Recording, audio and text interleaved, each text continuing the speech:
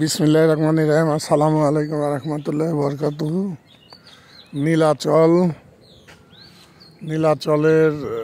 Nilachal পর্যটকী spot. এখানে অনেক অনেক অনেক অনেক ঘোরার জায়গা আছে এই নীলাচল পর্যটকী স্পটে, এবং অনেক রাইড আছে, যেরকম এই যে কেবল কার,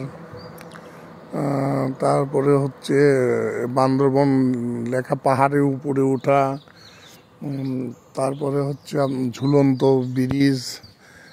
মানে মোটামুটি ভালোই এখানে সময় কাটানোর জন্য একটা বিনোদন কেন্দ্র। আমি এই জায়গাটা এখানে এই নীলাচলে এসে এই যে এখানে কেবল কার, এটা 5-6 জন করে ওঠে। তো যাই হোক, আমি কথা বলে আমি একাই, শুধু এই ভিডিও করার জন্য আমি একাই উঠেছি। উঠে আমি এক প্রান্তের থেকে মানে এক পাড়ের থেকে আর এক পাড়ে যাচ্ছি। যা খুবই ভালো লাগতেছে। এটা কেবল কারের উপরে, কেবল কারের মাধ্যমে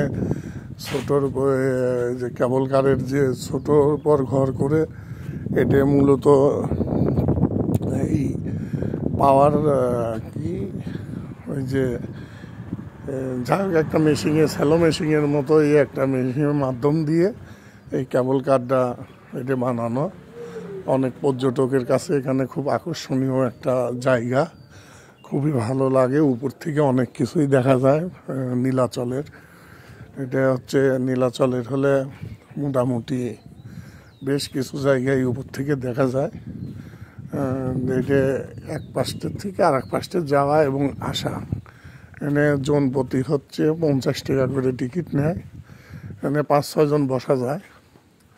এই যে আমার পিছনে হলে সব ঝুলন্ত ব্রিজ, এবং অনেক মোটামুটি ভালো একটা দৃশ্য এখান থেকে পাওয়া যায়।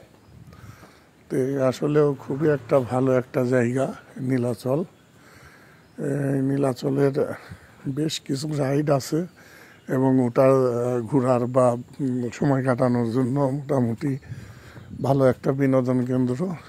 আমি একাই এটা নিছি ভাড়া, একাই উঠেছি এখানে কথা বলে, যে শুধু যাওয়া আর আসার জন্য, এই নীলাচলের ভিউটা পাওয়ার জন্য। আমার কাছে অসংখ্য ভালো লাগেছে, খুবই সুন্দর একটা জায়গা। এই কেবল কারে উঠে অনেক দৃশ্যই দেখা যায়। মোটামুটি ভালো, এখান থেকে ভালো একটা আকর্ষণীয় পর্যটক স্থানের পর্যটক কেন্দ্রগুলোর এখানে ভালো একটা বিনোদন পাওয়া যায় এই উপর থেকে কেবল কারের ঘোরা মাধ্যমে। এক কথায় মোটামুটি আমার কাছে খুবই সুন্দর লাগেছে, ভালো লাগেছে। এটা হচ্ছে বান্দরবনের শহরের ভিতরেই নীলাচল। বেশ কিছু রাইড আছে এখানে সময় কাটানোর। যাকে এক কথায় খুবই সুন্দর একটা অনুভূতি।